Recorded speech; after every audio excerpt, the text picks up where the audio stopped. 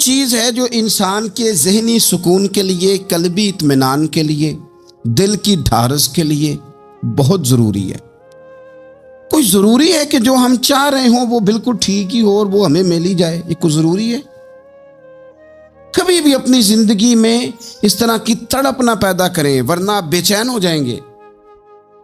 آپ کی زبان پر کئی شکوے آئیں گے، کئی شکایتیں آئیں گی، آپ بہت ساری جگہوں پہ نافرمانی والے جملے بول دیں گے معاذ اللہ۔ بس رب جو فیصلہ کرے اس پہ راضی رہنا سیکھیں۔ میں نے قرآن مجید کی آیت پڑھی ہے سورہ انبیاء میں سے، ذرا دیکھیے میرے رب کریم نے قانون کیا بیان کیا۔ فرما کل نفس ذائقۃ الموت، ہر جان نے موت کا ذائقہ چکھنا ہے۔ یہ پہلے یہ جملہ کہا اور اسی سے ملتا جلتا جملہ آخر میں کہا، اور درمیان میں کیا کہا؟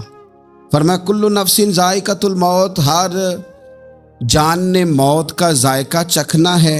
وَنَبْلُوكُمْ بِالشَّرِّ وَالْخَيْرِ فِتْنَةً، فرمایا ہم تمہیں آزمائیں گے، بھلائی کے ذریعے بھی اور برائی کے ذریعے بھی ہم تمہیں آزمائیں گے۔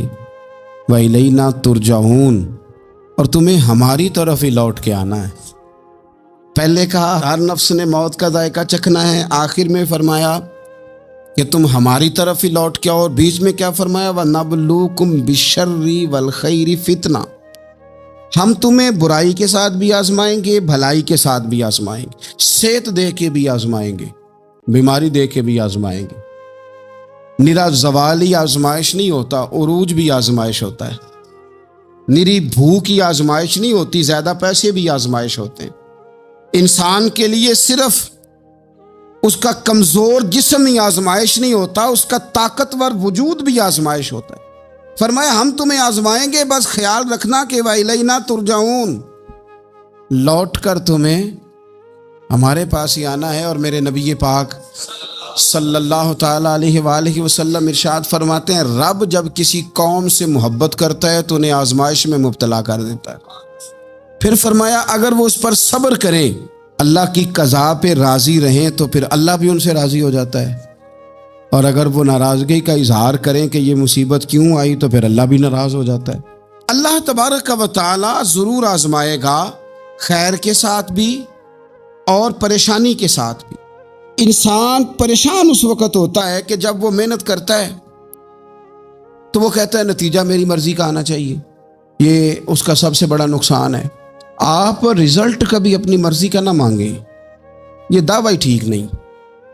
بہت سارے لوگوں کو جانتا ہوں جو کہتے ہیں میں بندہ بھی ٹھیک ہوں بھی دیانتدار، محنت بھی بڑی کرتا ہوں، توجہ بھی میری پوری ہے، پر پھر بھی معاملہ صحیح کیوں نہیں ہوتے؟ تو میں کہتا ہوں پہلی باتیں ساری ٹھیک تھیں، آخری والی غلط ہے۔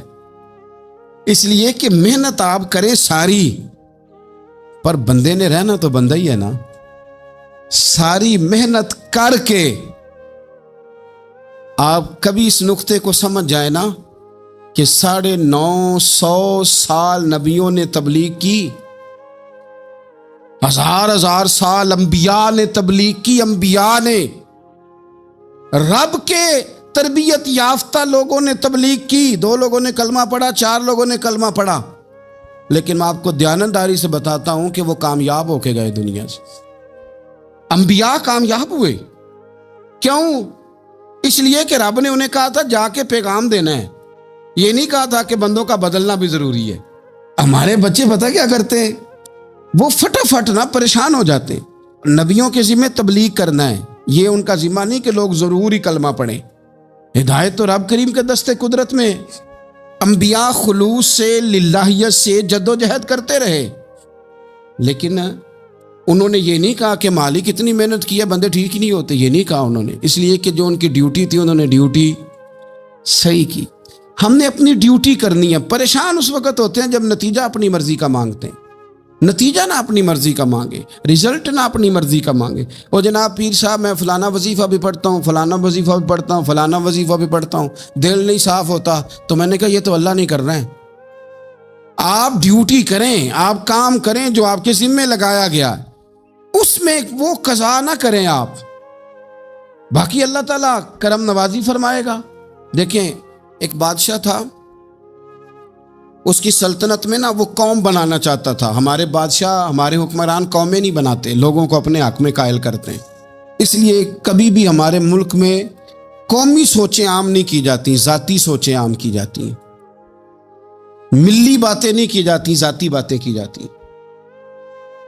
وہ چاہتا تھا کہ میری قوم بن جائے. اس کا ایک ہیرا سلطنت میں سے گم ہو گیا تو اس نے اعلان کیا، اس نے کہا کہ جو بندہ ہیرا تلاش کر کے لائے گا اسے انعام دوں گا. ساری قوم نکل کھڑی ہوئی ہیرا تلاش کرنے پر. ادھر بھی لوگ گئے، ادھر بھی لوگ گئے، خشکیوں میں، دریاؤں میں، جہاں جہاں جس کی پہنچ تھی، جنگلوں میں، وادیوں میں، گھروں میں، بستیوں میں لوگوں نے ڈھونڈا. ساری قوم ایک ہیرا تلاش کر رہی ہے.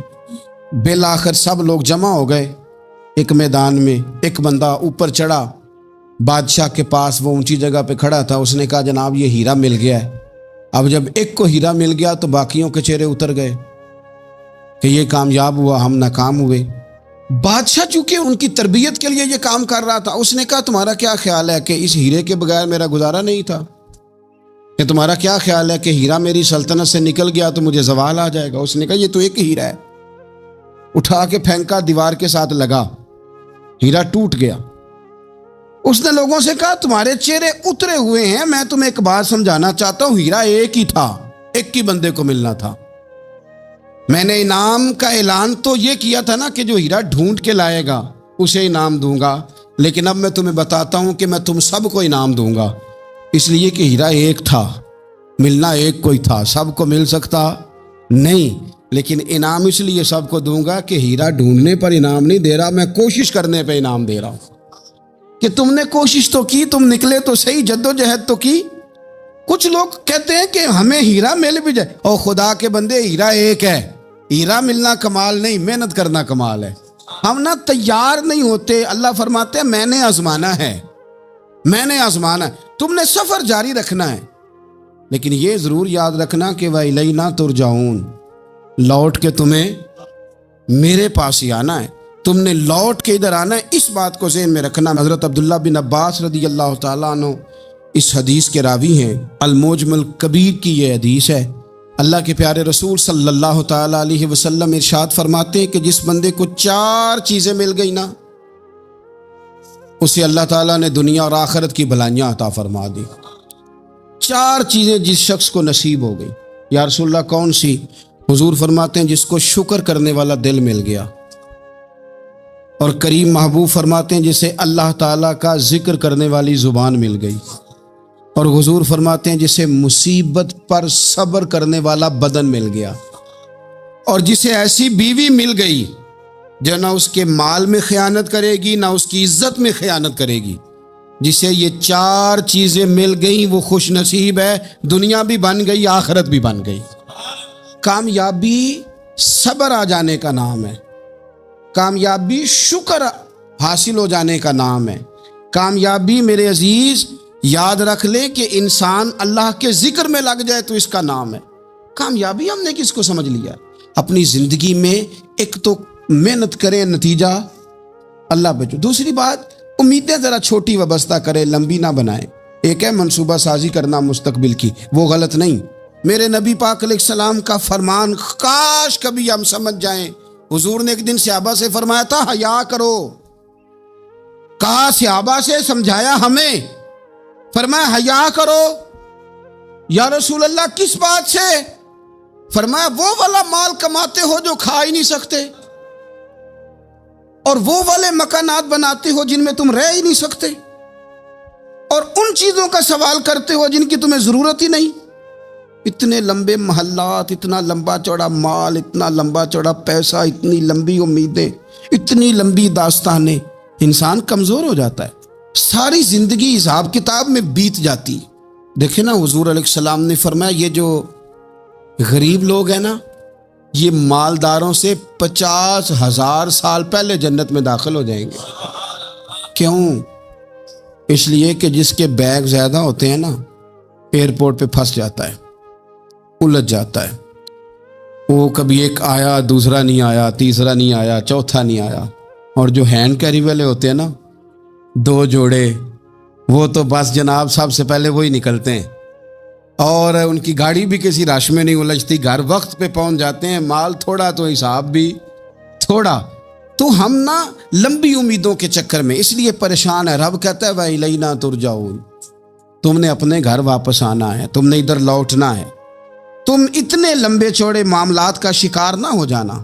تیسری بات جس کو آپ ضرور سمجھیں گے اور اس پر آپ غور کریں گے، بندوں پر اعتماد کرنا چھوڑ دیں، اللہ پر اعتماد کریں۔ ایک اعتماد ہے اللہ کے نیک بندوں کا، دعاؤں کا اعتماد، نسبتوں کا اعتماد، اس کی بات نہیں کر رہا میں، دنیا داروں، سیٹھوں، نوابوں، جاگیرداروں پر اعتماد کی بات کر رہا ہوں۔ اعتماد خلق چھوڑ دیں، اعتماد خالق کریں۔ بندوں پر بھروسہ نہیں، بھروسہ اللہ کی ذات پر۔ جو بندہ رب کی ذات پر بھروسہ کرتا ہے مضبوط ہو جاتا ہے، طاقتور ہو جاتا ہے، کمزور نہیں پڑتا۔ یہ ضروری نہیں کہ آپ کے دوست مخلص نہیں تھے تو اس لیے آپ کا کام نہیں ہو سکا، یہ ضروری نہیں ہوتا۔ ہو سکتا ہے آپ کے دوست پورے مخلص ہوں، تعاون بھی پورا کرنے کو تیار ہوں، پر رب کریم کا ارادہ قدرتی نہ ہو کہ آپ کا کام ہو۔ کیا کر لیں گے آپ کے احباب، آپ کے دوست کیا کر لیں گے؟ اللہ کا ارادہ قدرتی نہیں۔ شاید اسی لیے کسی درویش نے کہا تھا کہ خوش نصیب وہ ہے جو اپنے نصیب پہ راضی ہے۔ وہ شاید زیادہ نصیب والا ہے جو اپنے نصیب پہ خوش ہو گیا۔ عزیز دوست، چیزوں کو سمجھ لیں اور اچھی طرح سے آپ سمجھ لیں کہ ہو سکتا ہے کہ آپ کے دوست آپ کو پورا کندھا دینا چاہ رہے تھے، وہ تیار تھے، پر اس وقت آپ کا نصیب ہی کچھ اور تھا۔ آپ ان خزانوں پر زیادہ توجہ کریں جو خزانے رب کے پاس ہیں۔ ہمیں اپنے تعلقات پر بڑا بھروسہ ہوتا ہے، ہمیں بڑا پتہ ہوتا ہے اتنے لوگوں سے میرا جرانہ ہے، فلانے سے میرے دوستی ہے، اور بھئی یہ سارے کام تب ہوں گے جب رب چاہے گا۔ بہترین ڈاکٹر کے پاس جا کے دوا کھا لے میرے عزیز، شفا تبھی ہوگی جب میرا اللہ چاہے گا۔ سارے ٹیسٹ کر لیے ہیں ڈاکٹر نے مریض کے، ساری رپورٹیں آ گئی ہیں، ہر چیز ٹھیک ہے، لیکن نہ وہ کھا پاتا ہے، نہ وہ سو پاتا ہے، نہ وہ چل پاتا ہے، نہ وہ ہنس پاتا ہے۔ اس نے پوری دنیا جہاں تک اس کی دوڑ تھی اس نے لگا لی، لیکن لازمی نتیجہ یہ نکلتا ہے کہ اسے کہنا پڑتا ہے کہ ہوگا وہی جو میرا رب چاہے گا۔ اس لیے جو خزانے میری جیب میں، آپ کی جیب میں ہیں، جو تعلقات ہمارے ہیں، ان تعلقات پر بھروسہ نہ کرو، بلکہ وہ خزانے جو اللہ کے پاس ہیں ان پر بھروسہ کریں، آپ مضبوط ہو جائیں گے۔ داتا گنج بخش علی اجویری قربان جائیں، گنج بخشے فیض عالم مظہر نور نا کی سارا پیر کامل اور کامل آرا رہنما۔ اس ملک کے وطن عزیز کا جو لوگ حسن ہے نا، ان میں بڑے بڑے تارے ہیں، پر اس وطن کا جو چاند ہے وہ داتا گنج بخش علی اجویری ہے۔ داتا صاحب چاند ہے میرے وطن کا، اس وطن میں جو چمکے گا وہ داتا علی اجویری سے فیض لے کے چمکے گا۔ یہ کمال ہے۔ وہ کہتے ہیں کہ علاقے میں قحط پڑ گیا تھا، گندم کا ایک دانہ لوگوں کو میسر نہیں تھا، بارش نہیں ہوئی، سالوں بیت گئے، لوگ بڑے پریشان تھے، بڑی آزمائش میں تھے، ہر بندہ تکلیف میں تھا۔ بازار میں لوگ آتے تھے تو سہمے سہمے سے، ڈرے ڈرے سے، پریشان سے۔ قحط ہے، آزمائش ہے، مجبوری ہے، جانور بھوکوں مر رہے ہیں۔ اللہ تبارک و تعالیٰ کی طرف سے لوگوں پر ایک آزمائش ہے، لوگ صبر کر رہے ہیں۔ کہتے ہیں کہ غلام بازار آیا تھالا لے کے کچھ خریدنے، آیا بھی تو اٹکیلیاں کرتا، اور چیزیں خریدی تو ہنستے ہوئے، اور جانے لگا تو مسکراتے ہوئے۔ پریشانیوں میں، دکھوں میں کو بندہ اگر اس طرح ہنسے تو بعضوں کا طبیعت چڑ جاتی ہے کہ یار ہم پریشان ہیں، تجھے کس بات کی خوشیاں چڑھی ہوئی ہیں۔ کہتے ہیں لوگوں نے بازو تھام کے غصے سے کہا تو اتنا خوش کیوں ہے جب سارا شہر پریشان ہے، سارا ملک آزمائش میں ہے، تو اتنا کیوں ہنس رہا ہے؟ کہنے لگا تم ہوگے پریشان، میں جس کا غلام ہوں نا، میرا جو آقا ہے، اس نے اپنے برتن بڑے پہلے گندم سے بھر لیے تھے، میرے آقا کے بڑولے بھرے ہوئے ہیں، لہذا میں کسی پریشانی میں نہیں ہوں، خوش ہوں۔ داتا علی اجویری رحمت اللہ علیہ کمال کر گئے، سید حجویر مخدوم امم۔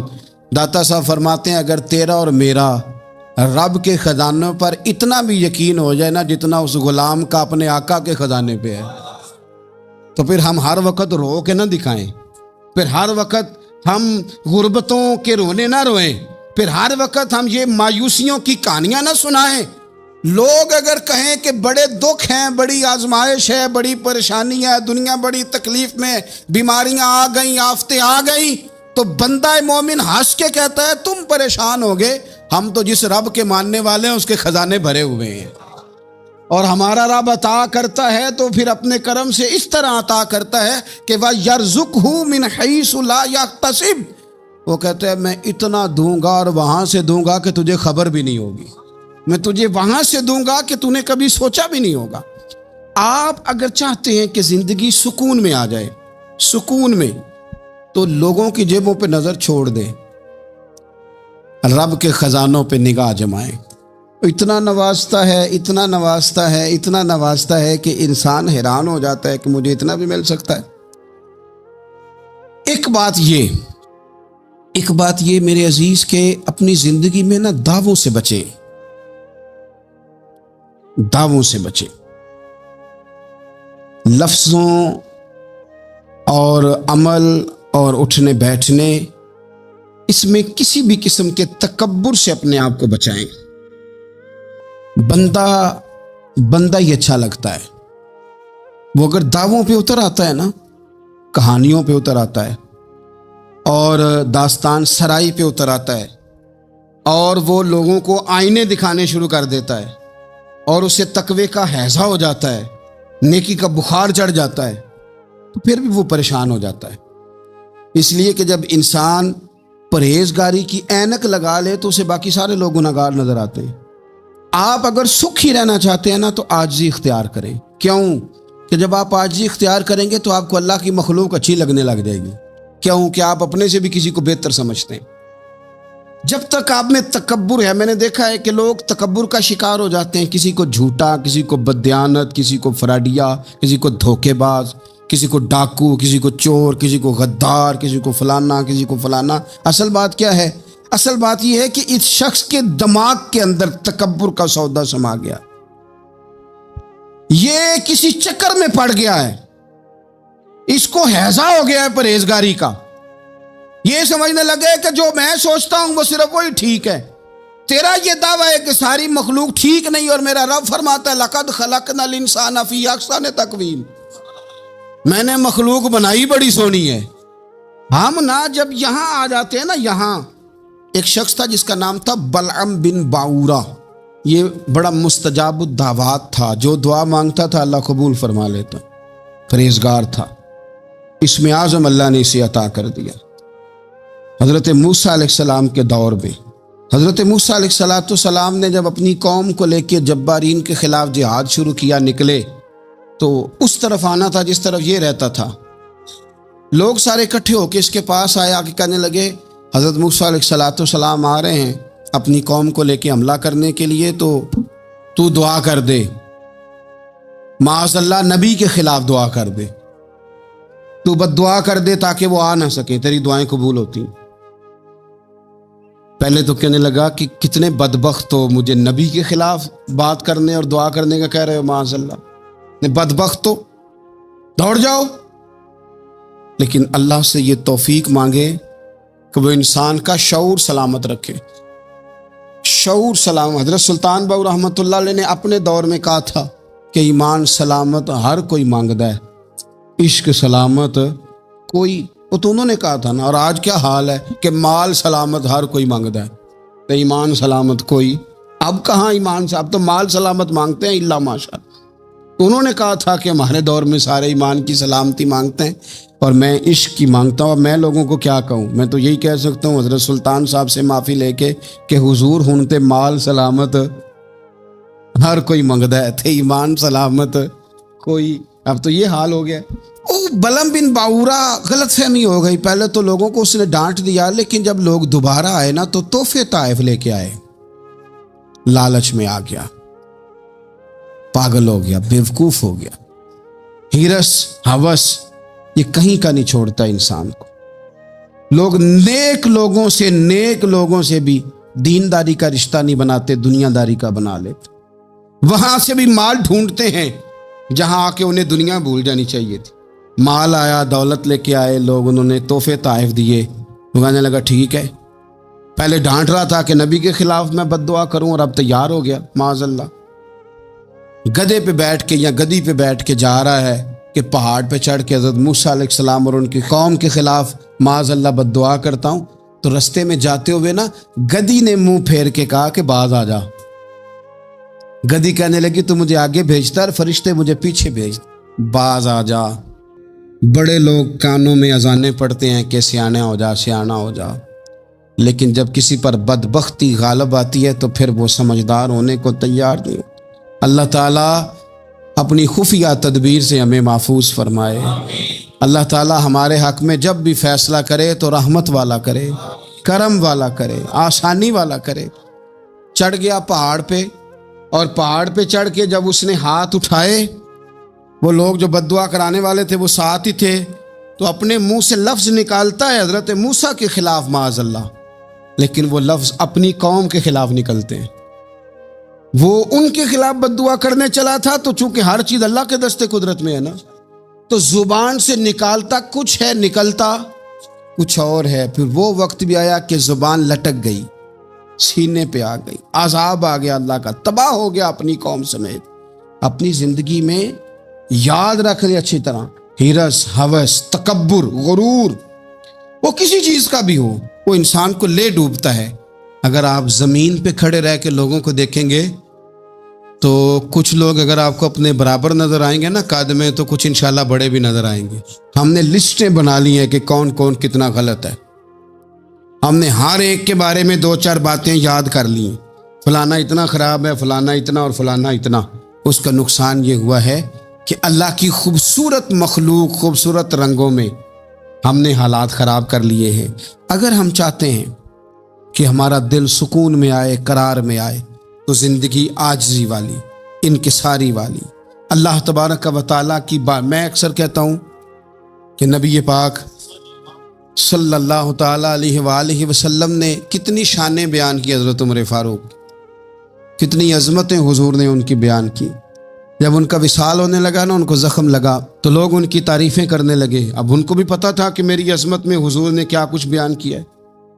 لوگ ان کی تعریف کرنے لگے، امیر المومنین آپ کو یہ کمال حاصل ہے۔ تو حضرت عمر فرمانے لگے دعا کرو بس میری نیکی اور بدیاں برابر برابر ہو جائیں، نیکیاں اور بدیاں برابر ہو جائیں، میں کسی درجے کا خواہش مند نہیں، بس یہ چاہتا ہوں کہ یہ عاجزی کا حسن دیکھیں، انکساری کا یہ درجہ دیکھیں۔ فرماتے ہیں بس یار معافی دے دے نا، وہ معاف کر دے، پھر تو بات بن گئی۔